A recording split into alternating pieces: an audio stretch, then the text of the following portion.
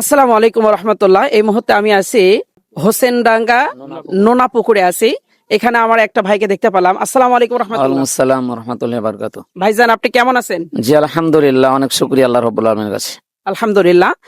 আগামী 12 তারিখে যে জাতীয় সংসদ নির্বাচনে চাঁপাইনবাবগঞ্জ 3 আসন থেকে আপনারা কাকে সংসদ সদস্য হিসাবে দেখতে চাচ্ছেন?